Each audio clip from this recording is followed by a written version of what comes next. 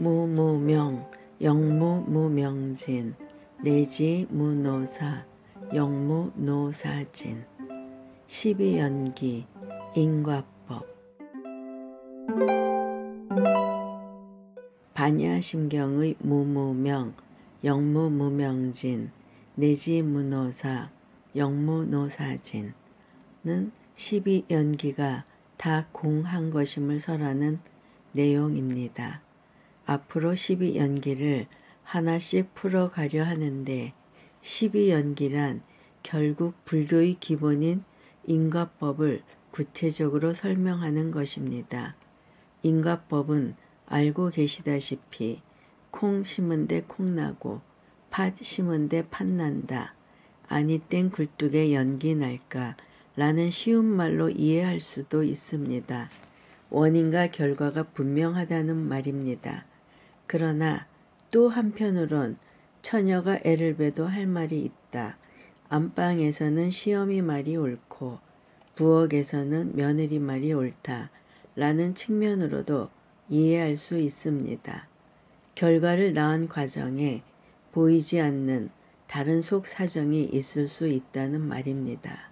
즉, 원인이 곧 바로 다른 요인 없이 결과를 만드는 것이 아니라 경우에 따라 다른 결과를 보인다는 뜻입니다. 요즘 유행어로 그때그때 달라요 란 말입니다.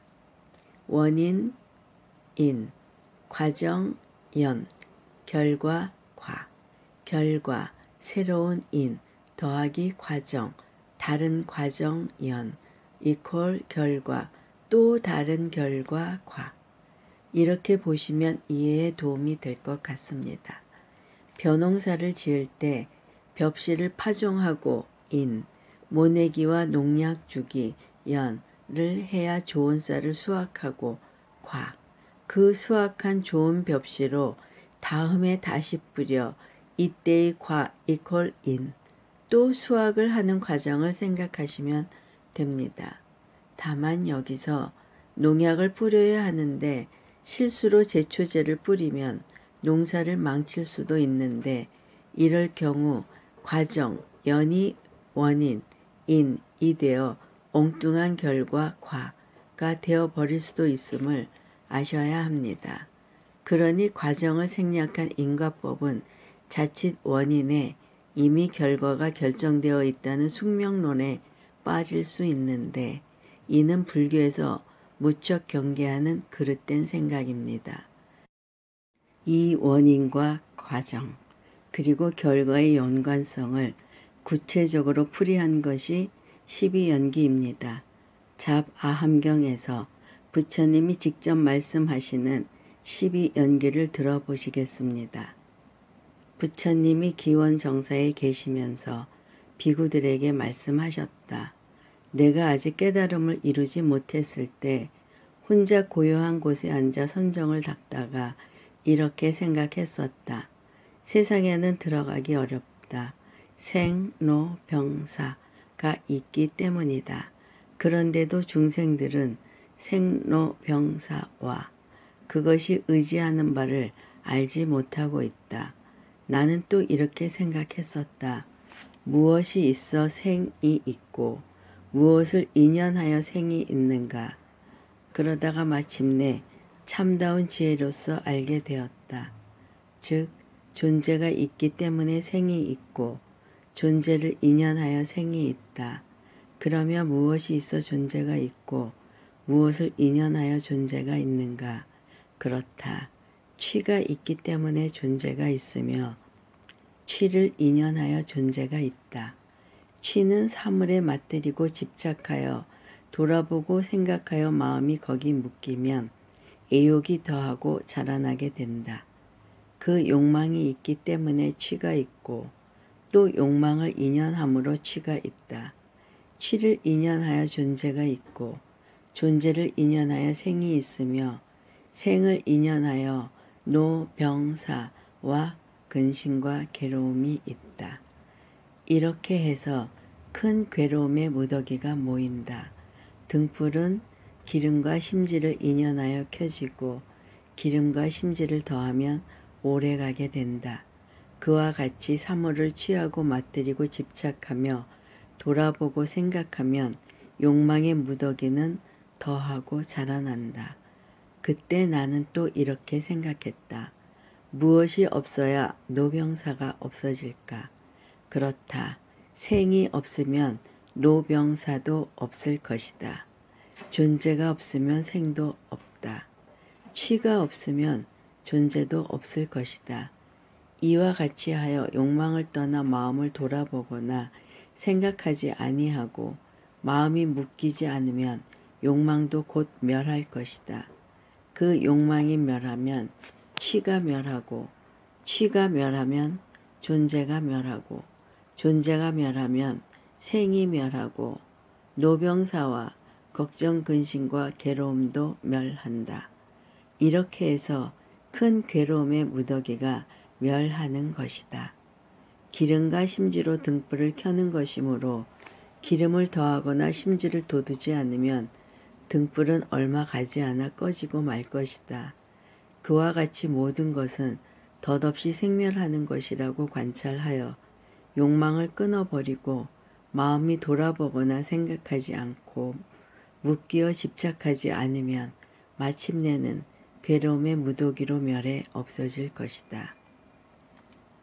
어리석다는 것과 무명, 무명, 행, 식, 명색, 유깁, 촉, 수, 애, 취, 유, 생, 노사. 이것이 12연기인데 하나씩 설명드리겠습니다. 그 첫 번째가 무명입니다. 이 무명의 개념을 잘 이해하셔야 불교의 전반을 이해하는 데는 물론이고 공의 개념을 이해하는 데도 도움이 됩니다. 무명은 바른 법, 정법을 모른다, 지혜롭지 못하다는 뜻의 용어이지 단순히 어리석음을 지칭하는 말은 아닙니다. 불교의 세 가지 수행의 방해꾼인 탐욕, 진해, 우치를 삼독이라 부르고 그중 가장 심각한 장애인 우치를 어리석음이라고 흔히 말하지만 실제로는 단순히 모른다거나 실수를 하는 원인으로서의 어리석음을 지칭하는 말이 아니란 것입니다. 세상에는 아는 게 병이 되고 또한 모르는 게 약이 되고 선무당 사람 잡는 경우도 있고 더욱 순간의 실수가 큰 성공을 부르는 경우도 허다하기 때문입니다. 예를 들어 최초의 다량 항생제인 페니실린은 발명자인 플레밍이 실험실에서 포도상 귀균을 살균 처리하는 것을 깜빡 잊어버렸는데 밖에 방치해둔 포도상 귀균에 페니실린 곰팡이가 발생했고 그 곰팡이 근처에는 미생물이 얼씬도 못한다는 사실을 발견하여 연구 끝에 발명하게 된 것입니다. 지금은 단순한 감기에도 과다 사용하여 페니실린 등 항생제의 남용에 따른 내성이 다시 큰 골칫거리로 등장했지만 말입니다. 그리고 저도 애용하는 포스트잇도 좋은 예입니다.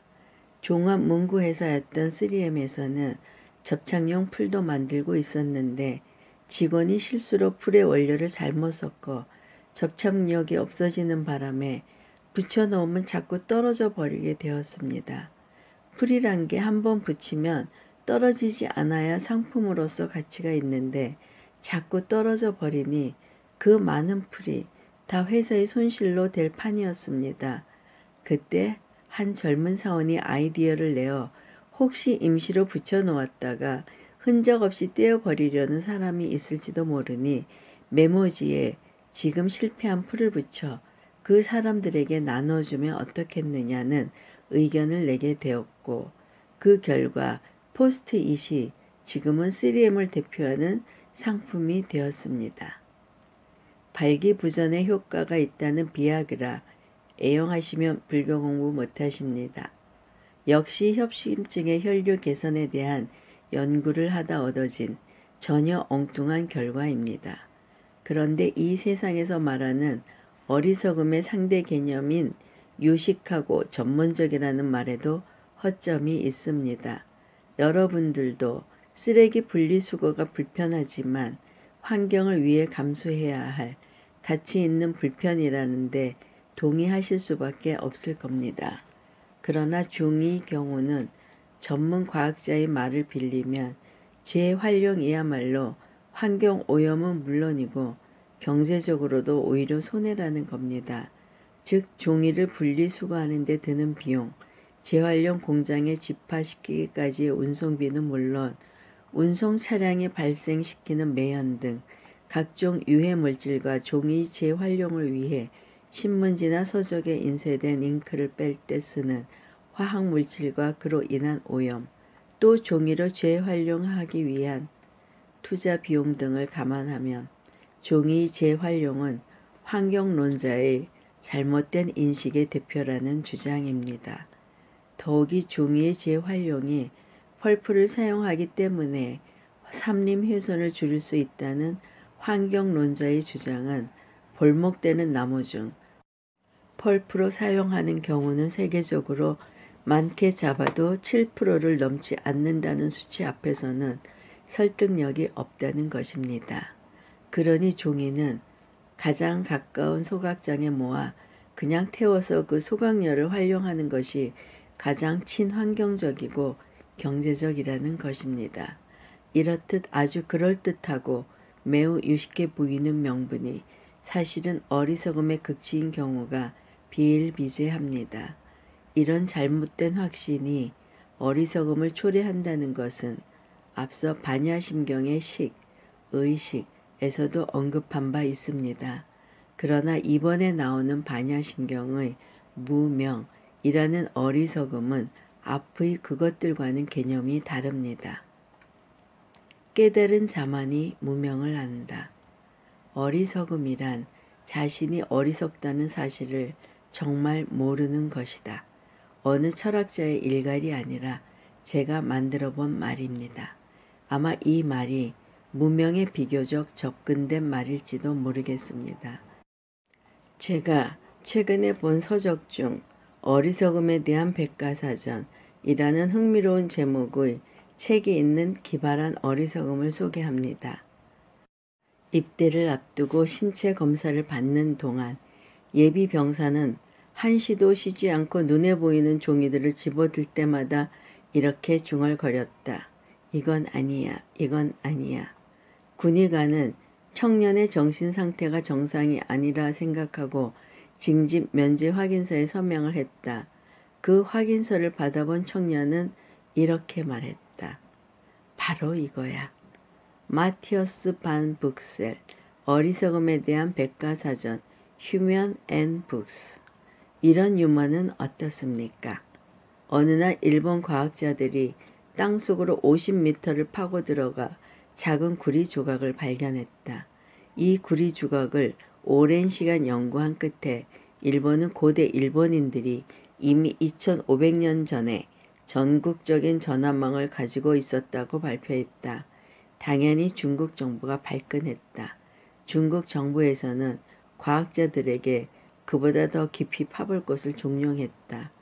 100m 깊이에서 중국 과학자들은 조그만 유리 조각을 발견했고 곧 고대 중국인들은 3500년 전에 이미 전국적인 광통신망을 가지고 있었다고 발표했다. 이 보도에 한국 과학자들은 격노했다. 한국 과학자들은 200m 깊이까지 땅을 파고 들어갔으나 아무것도 발견하지 못했다. 그러자 한국 과학자들은 고대 한국인들이 5500년 전에 휴대전화를 가지고 있었다는 결론을 내렸다. 두 경우의 공통점은 어리석음을 커버하려다 결정적인 어리석음을 범했다는 것인 듯합니다.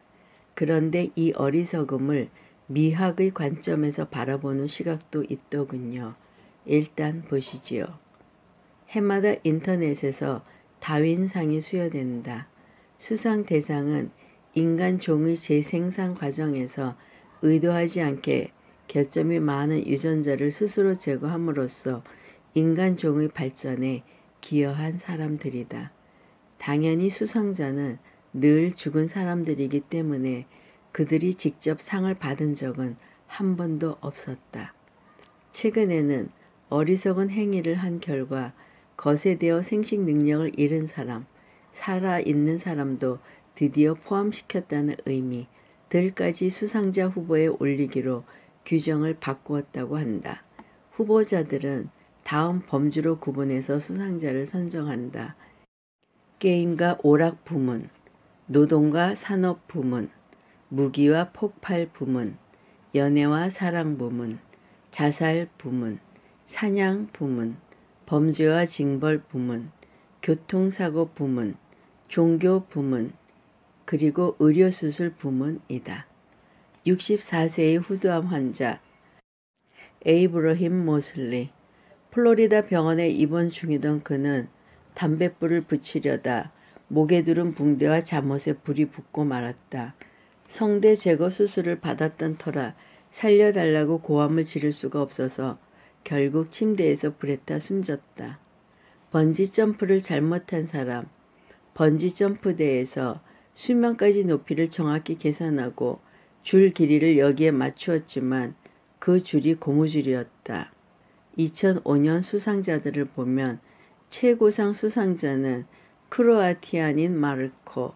이 남자는 지상에서 굴뚝 청소를 하다 솔이 굴뚝 끝까지 닿지 않자 지붕에 올라가 굴뚝을 들여다보며 궁리한 끝에 마침내 기발한 생각이 떠올랐다. 굴뚝 솔을 땅 밑까지 확실히 끌고 내려갈 무거운 물체를 찾던 그는 우연히 눈에 띈 수류탄을 추로 선택했을 뿐 아니라 이 추를 굴뚝 솔과 연결하기 위해 용접 기술까지 동원했다. 용접 과정에서 금속이 과열되자 수류탄이 폭발, 마르코는 산화했고 굴뚝은 더러운 채로 무사했다.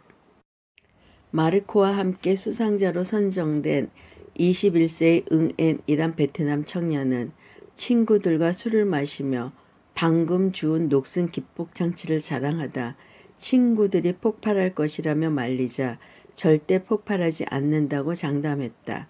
그는 기폭 장치를 자신의 입에 넣고 여기에 달린 전선을 220V 전기 소켓에 연결했는데 자신의 잘못을 깨달을 틈도 없이 직사했다.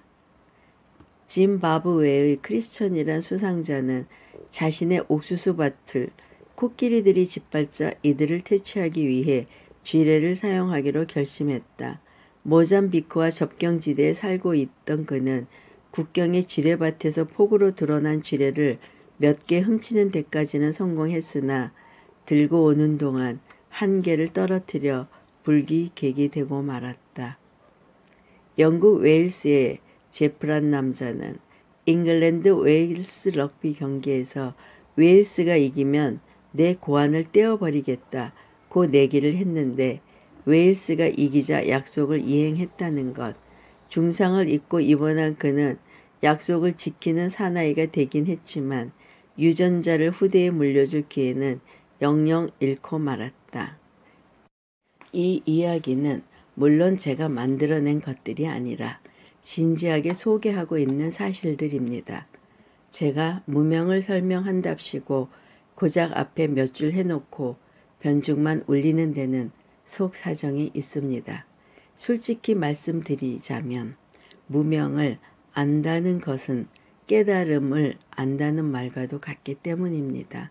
당연히 저는 깨달음을 얻기는커녕 헷갈리는 소리만 해대고 있으니 무명을 딱 부러지게 설명해 드릴 길이 막막하다는 말씀입니다.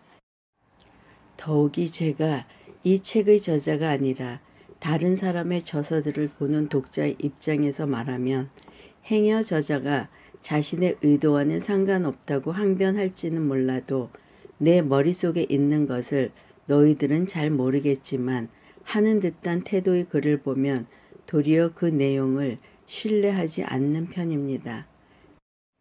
내친 김에 한꺼풀 더 깊이 고백하자면 저는 3,000여 권의 책이 있는데 이 책을 지금까지 쓰기 위해 100여 권의 책을 검토해야 했고 완독한 책만도 30여 권에 이릅니다. 또한 앞으로 얼마나 더 많은 책을 읽어야 할지 저도 감이 잡히질 않습니다. 그러한 과정에서 제가 새삼 느끼는 것은 책은 읽혀지기 위해 만들어진다는 아주 평범한 사실입니다. 그 근저에는 내용이 도저히 이해가 안 가는 책이나 제 생각과 너무 동떨어진 내용의 책은 적당히 보다 많은 것이 제 경험에서 우러나온 엄연한 현실이자 독자의 권리라는 생각이 있는 것입니다. 이렇듯 제 고민은 저자로서의 책임과 체면도 생각해야 하지만 읽어주는 분들의 형편도 충분히 고려해야 한다는 것입니다. 즉, 두 마리 토끼를 잡아야 한다는 것입니다. 그러니 가능하면 제 고충도 염두에 두면서 이제부터는 인내를 필요로 할지 모르는 설명에도 책을 놓지는 마시라는 말씀입니다. 이 이야기는 단순한 제 변명만은 아닙니다. 세상사가 재미로만 해결되는 것이 아님도 분명하고 더욱이 생계를 위한 최소한의 돈벌이도 어려운데 하물며 마음의 안락과 깨달음을 논하는 경전과 그 해설이 쉬울 수는 없다는 이야기도 해두고 싶습니다. 무명은 불법을 잘 모르는 것, 자신의 마음에 본래 존재하고 있는 부처님과 같은 성품, 중생의 마음, 그 자체의 성품이 더 정확합니다. 를 망각하는 것이라고 결론을 내리겠습니다. 어리석음에 이어지는 작용 중 행. 이제부터는 이 무명의 원인이 되어 어떠한 과정을 거쳐 어떠한 결과를 만들어내는지에 대한 설명입니다. 다시 확인하면 반야심경의 무명진 내지 무너사를 설명하는 것이 12연기를 순차적으로 설명하는 것과 같다는 것입니다. 12연기에서 무명 다음은 행입니다. 행은 다음 단계인 식을 일으키게 하는 중간 전달의 어떤 작용을 뜻합니다. 식에 대해서는 골치 아플 정도로 언급을 했으니 문제거리가 아닙니다만 행은 그 실체가 명확하지 않아 조금 생각을 하셔야 이해하실 수 있습니다. 더군다나 행을 업이라고 단정적으로 해설해 놓은 책들이 있어 걱정이 됩니다. 행은 그 스스로 업이 되지는 않습니다. 여기서 업이란 개념은 선업과 악업을 모두 포함하는 의미로 쓰는 것인데 행은 깨닫지 못한 데서 갖게 되는 생각을 들게 하는 과정 혹은 그 흐름을 표현하는 말입니다. 예를 들면 아무리 물욕이 많은 사람이라 하더라도 앞을 못 보는 사람이 대화면에 PDP TV를 구입할 리가 없고 귀가 들리지 않는 사람이 고급 오디오나 CD를 구입하지는 않을 것입니다. 제가 든 예가 마음에 들지 않는다고 나 그런 사람 봤어 한다면 그 사람이 바보이거나 아니면 봤다는 사람이 제 정신이 아닐 겁니다. 그러니 차라리 쓸모없는 물건을 구입하게 된 다른 연유를 찾으시는 게 오히려 옳으실 겁니다. 이제 제가 든 예가 타당하다고 전제를 하고 설명을 드리자면 욕심도 비교할 대상과 상대가 있어야 일어나는 것이 틀림없는데 그러자면 무엇인가 인식이 되는 매개체가 필요하다는 말입니다. 그 매개체가 행이라 말씀드릴 수 있는데 다시 다른 쪽으로 설명을 시도하면 우리 상식과 생활규범, 규칙 또는 가치, 더 나아가 우리의 생각을 한정시키는 무엇이 없다고 가정해 봅시다. 아주 간단한 예를 다시 들어보겠습니다. 무인도에 남자 혹은 여자들만 떨어져 있게 되었다고 가정해 보면 남자들은 정력 자랑하고 침튀기며 군대 얘기할 한술 더 떠 군대에서 축구한 얘기를 해댈 이유가 없을 것이고 여자들은 시어머니와 남편 흉보기에다 군것질은 무엇이 좋은지를 이야기할 이유가 없을 것입니다. 즉 알아야 할 동기 자체가 형성되지 못한다는 말입니다. 그 경우에 따라 소멸될 수도 있는 동기를 행이라 합니다. 물론 세상살이에 그 경우란 것이 거의 없을지는 몰라도 또 내가 마음을 닦으면 식을 일으키는 동기 자체가 점차 사라지기는 하겠지만 그건 나중의 일이고 현재의 내가 안다는 것은 그 경우와 과정, 동기가 분명한 것입니다. 이렇듯 12연계의 행위란 무명에서 다음 단계인 식을 이어주는 그 어떤 과정과 작용을 말합니다.